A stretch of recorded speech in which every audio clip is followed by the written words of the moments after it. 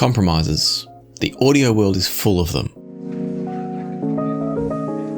Sometimes it's about choosing a device that's compact and attractive so you can get it in your living room without marital conflict. Sometimes it's about sacrificing a little bit of one aspect of sound, like say resolution, so you can focus on another aspect of sound that's a high priority for you, like tonality. Sometimes it's about managing the inconvenience of having multiple devices because no one device is perfect for everything you need. And of course, how can we forget that sometimes it's about accepting slightly lower performance to keep everything within budget? Well, occasionally, very, very occasionally, a device comes along that doesn't ask us to compromise anything. This is one of those devices.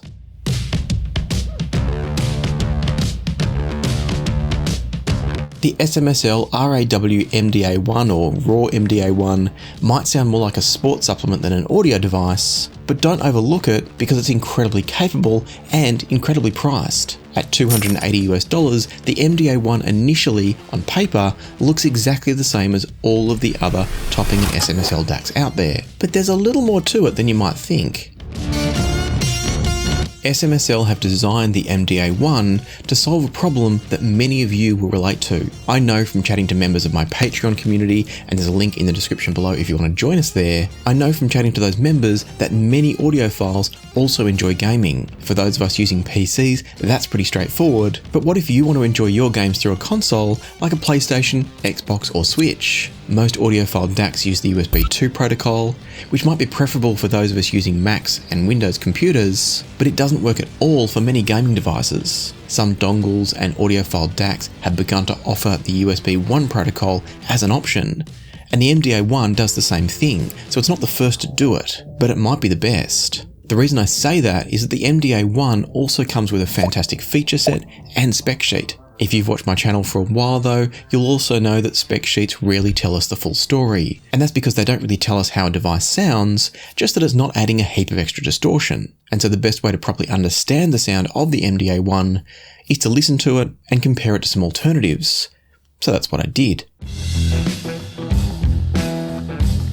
One of the truths that I've found over many years of reviewing audio gear is that multifunction devices like the MDA1, where you've got both the DAC and the amp in the same box sharing the same power supply, never perform quite as well as a stack of individual components using their own separate power supplies. And that brings us back around to the compromise discussion from earlier. With a couple of separate components, you need the compromise of then having two different power cords and some analog interconnects, but you get better sound as a result. Or at least you used to.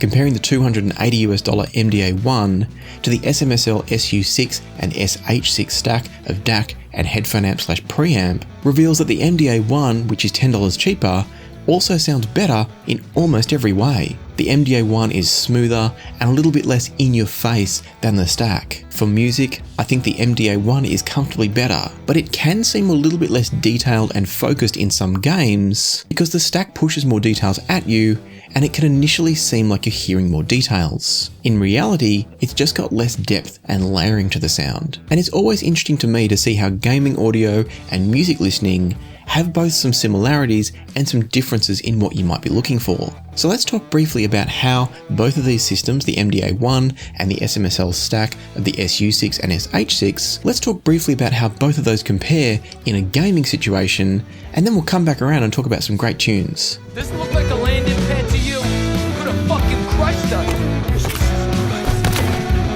Okay, no, hey, we ain't looking for no beef with you.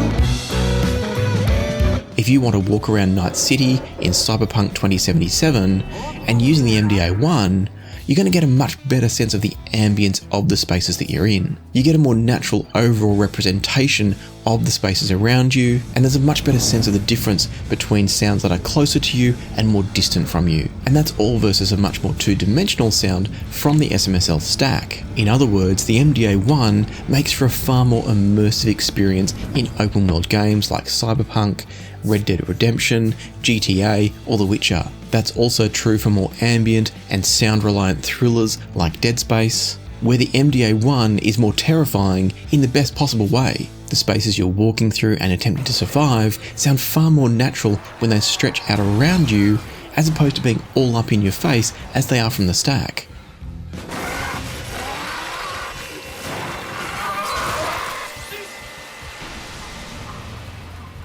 When it comes to some other games though, your mileage may vary. Top-down isometric games like Baldur's Gate 3, No Rest for the Wicked, or Against the Storm are less reliant on spatial accuracy because they're less immersive to begin with. The two-dimensional nature of the sound from the SU-6 and the SH-6 means that every grueling crunch, slice, rip, and tear in No Rest for the Wicked has a touch more visceral impact.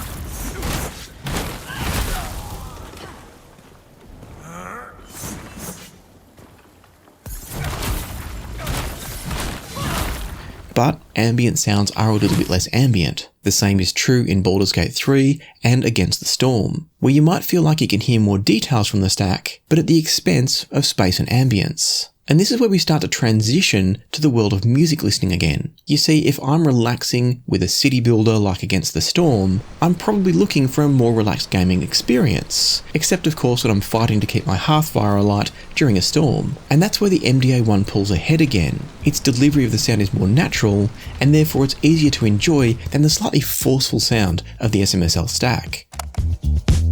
On a track like At Least My Heart Was Open, the MDA1 offers a greater sense of separation and space around the sounds. And that's representative of the greater sense of depth and layering that I mentioned before, but also just generally a better sense of separation of any sound in any location in the soundstage. The MDA1 allows you to listen into the music and separate the sounds if you want to, but it's never clinical or sterile or overly technical in a negative sense. It's a very natural sounding device, whether you're using the onboard amplifier, which is good for 1.7 watts into a 32 ohm load, or if you're using the line outs to feed into a set of active monitors, or maybe onto a separate power amp or headphone amp. And by the way, you can use those outputs as either a fixed line out into say a separate headphone amp, or as a variable line out into something like a power amp or active speakers. So the MDA1 can be a pure DAC, or it can be a DAC and preamp. What's even better is it's also going to remember the different volume levels between its own headphone output and the variable outputs if you're using them, and so you can switch between headphones and speakers for instance without worrying about blasting the volume. And coming back around to the DAC design for a moment, one of the key differences between the MDA1 and the SU-6 DAC that I've been comparing is that the MDA1 now uses a dual chip design. Using separate chips for the left channel and the right channel is a fantastic way to get greater separation of the sound, but it normally comes at an extra cost. Not here though.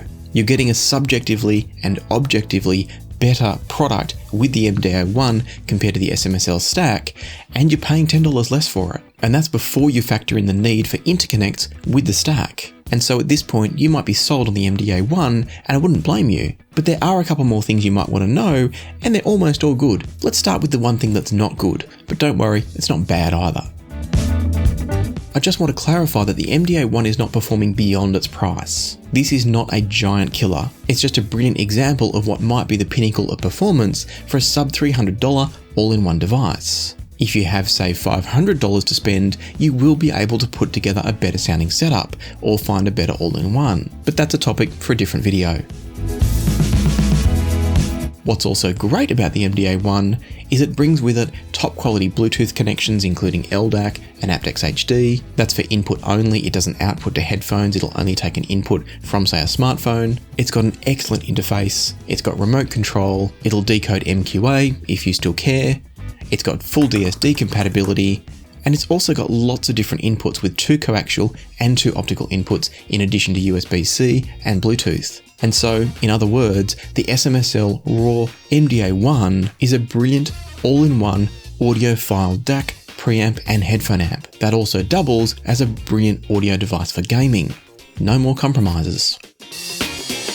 And so, if you've had enough of audio compromises too, I'll put some links down below where you can go and pick up the MDA1 for yourself. If you're curious to know what the best money's no object audiophile gaming solution and music solution would look like though, I've also linked my review up here of the Burson Audio Conductor GT4. This thing is amazing, and it also integrates the ability to connect up your headset for communications as well. So check that one out if you want to see what's possible. But in the meantime, I want to say a huge thanks to channel members, to channel Patreon members, and to those of you that leave super thanks on videos like this one. And now until next time, happy listening, be kind to each other, and I'll see you again soon on Passion for Sound.